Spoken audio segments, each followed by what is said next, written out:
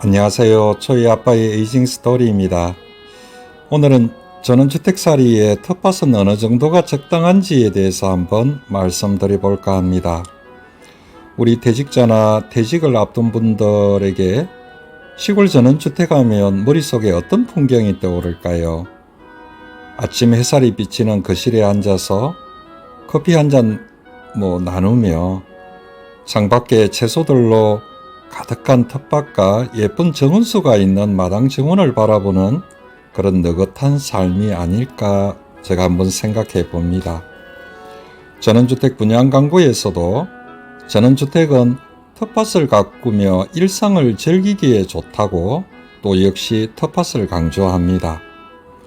요즘 도시에서도 건물 옥상 등에 상자 텃밭을 조성해서 생장 주기가 짧은 작물을 재배하는 도시농업이 인기인 것 같습니다. 그럼 전원살이에 왜 이처럼 텃밭이 강조될까요?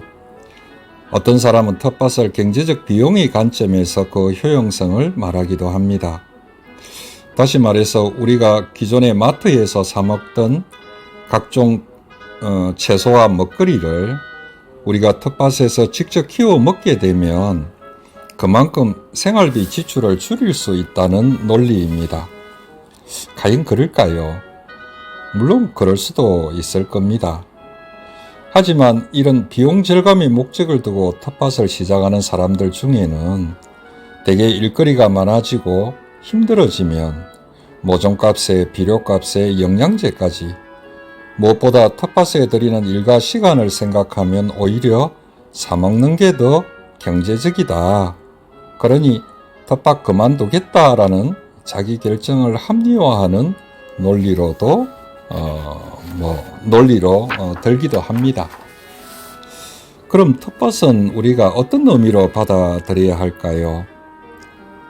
텃밭은 무엇보다 내 가족의 건강한 먹거리를 직접 내 손으로 재배하는 그런 것에 일차적인 이유를 두는 게 좋지 않을까 생각해 봅니다. 우리는 대개 음식에 담긴 식재료 이름도 모르는 채 또 어디에서 누구 손에서 어떻게 재배되었는지도 모르는 채 먹고 살아가는 게 우리 도시인의 일상인 것 같습니다. 다음으로 내 몸을 움직여서 하루하루 농작물이 성장하는 것을 보면 신체적인 건강은 물론이고 정서적으로도 건강해진다고 합니다. 마치 우리 어린 아기들이 성장하는 것을 지켜보며 자신도 모르게 웃음이 많아지고 자기 존재감도 느끼듯이 말이죠. 또한 전원생활의 텃밭은 가족 간에 또 이웃들 간의 소통거리가 되어줍니다. 텃밭에서 작물을 두고 이야기를 주고받으면 낯선 사람과의 대화도 점점 편해지는 것을 느끼게 됩니다. 무엇보다 퇴직 후 전원살이를 하는 경우에는 자칫 지루할 수도 또 무기력해질 수도 있는 전원생활에 하나의 쉼터가 되어주기도 하고요. 또 몸을 움직이는 소일거리로도 텃밭이 적당한 것 같습니다. 그럼 전원살이의 텃밭은 어느 정도 크기가 좋을까요? 물론 개인 차이가 있겠습니다만 전원살이 하다 보면 마당에 짠디가 있으면 잡초도 뽑아주고 물도 주고 웃자른 짠디는 깎아주어야 하듯이 텃밭 일도 마찬가지입니다.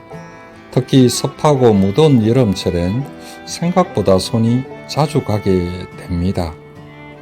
그래서 처음에 욕심내 크게 시작하면 운동삼아 소일거리가 오히려 노동이 될 수도 있는 겁니다. 소일거리 운동이야 내가 원하는 시간에 내 건강이 뒷받침되는 만큼 움직이면 되지만 노동이라는 것은 내가 원하지 않는 시간에도 내 체력과 무관하게 움직여야 하는 게 노동이지 않습니까? 텃밭 일이 노동이 되는 순간 고달함에 원망의 애물단지가 되는 건 어쩌면 당연할 겁니다. 저 개인적인 생각으로는 특히 퇴직 후에 하게 되는 텃밭이라면 혼자 소일거리 운동 삼아 하는 경우에는 한 20-30평 정도가 적당한 것 같고요. 부부가 함께 하는 경우에는 40-50평 정도도 적당한 것 같습니다. 한 평이 가로 세로 해서 1m 82 정도니까 10평이라고 해도 우리가 집에서 먹을 먹거리로는 결코 작은 면적이 아닐 겁니다. 우선 1-2년 소일거리 운동 삼아 한번 해보고 내 건강이 허락되고 또 텃밭 농사에 자신감이 생기면 집 주변에 외지인 소유의 밭이나 마을에 나이 드신 이웃분들의 땅을 일정 기간 임대해서 좀 더 크게 하면 될 것 같습니다. 앞으로 봄이 오면 저희 집 텃밭 영상도 자주 올리도록 하겠습니다. 오늘도 시청해 주셔서 감사합니다.